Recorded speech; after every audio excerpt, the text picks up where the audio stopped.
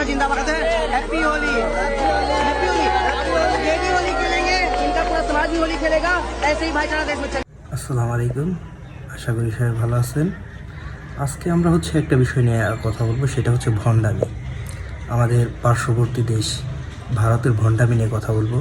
তারা কথায় কথায় আমাদের দেশে সাম্প্রদায়িক সহিংসতা এইসব বিষয় নিয়ে আলোচনা করে, আর তাদের দেশের যে বিষয়গুলো আছে সেগুলো নিয়ে তারা কখনোই কথা বলে না।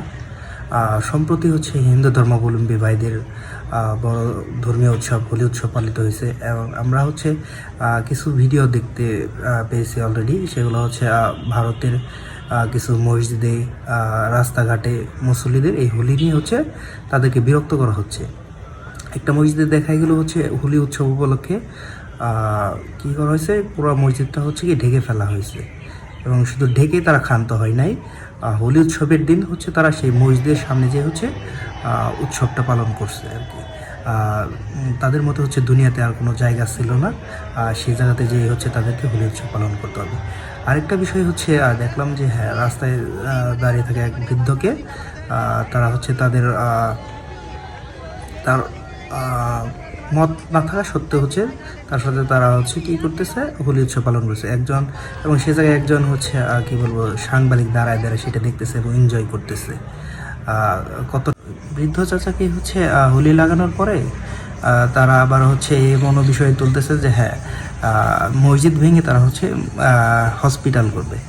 হসপিটাল করা অবশ্যই ভালো কাজ, তাই বলে মসজিদ বা মন্দির ভেঙে কেন করতে হবে? দুনিয়াতে আর কোনো জায়গা নাই। आओ एक बार भाईचारा निभाते हैं, जहाँ मस्जिद को तोड़ के अस्पताल बनवाते हैं। মানে বলার আসলে ভাষা রাখে না, এগুলো কি বলবো। দেন হ্যাঁ, সকল খারাপের মধ্যেও কিছু ভালো দিক আছে আসলে। সবাই যে খারাপ এমন না, এবং সত্যিকার অর্থে যারা প্রত্যেকটা ধর্মের লোকে যারা নিজেদের ধর্মীয় জ্ঞান সম্পর্কে ন্যূনতম জ্ঞান আছে, তারা কখনো অন্য ধর্মাবলম্বীর প্রতি কখনো সহিংস আচরণ করবে না। সেটা হিন্দু হোক, মুসলমান হোক, বৌদ্ধ, খ্রিস্টান যেই হোক না কেন।